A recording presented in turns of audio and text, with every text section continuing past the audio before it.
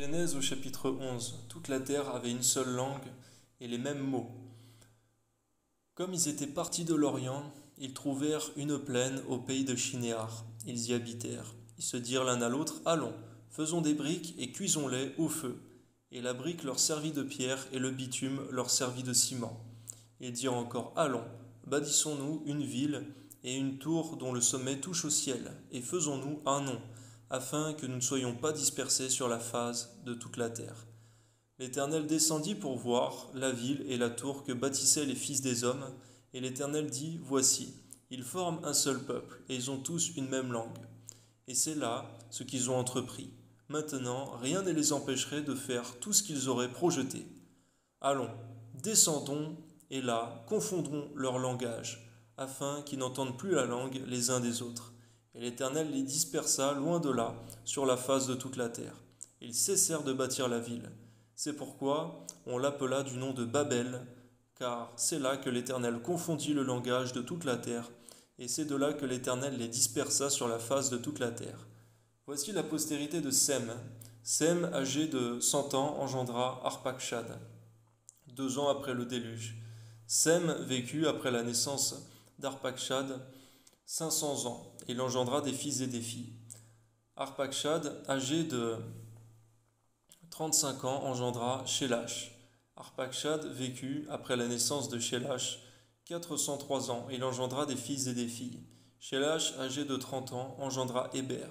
Shélash vécut après la naissance d'Héber 403 ans. Il engendra des fils et des filles. Héber, âgé de 34 ans, engendra Péleg. Héber vécut après la naissance de Péleg 430 ans. Il engendra des fils et des filles. Péleg, âgé de 30 ans, engendra Réhu. Péleg vécut après la naissance de Réhu 209 ans. Il engendra des fils et des filles. Réhu, âgé de 32 ans, engendra Sérug. Réhu vécut après la naissance de Sérug 207 ans, et il engendra des fils et des filles. Sérug, âgé de 30 ans, engendra Nachor. Sérug vécut après la naissance de Nachor 200 ans. Il engendra des fils et des filles. Nachor, âgé de 29 ans, engendra Térash. Nachor vécut après la naissance de Térash 119 ans. Il engendra des fils et des filles. Térash, âgé de 70 ans, engendra Abram, Nachor et Haran. Voici la postérité de Térash. Térash engendra Abram, Nachor et Haran.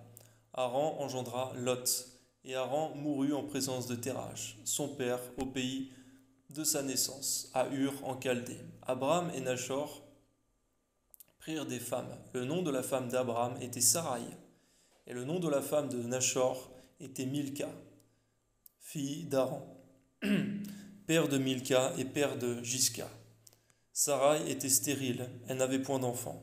Térash prit Abram, son fils, et Lot, fils d'Haran, fils de son fils, et Sarai, sa belle-fille, femme d'Abram, son fils.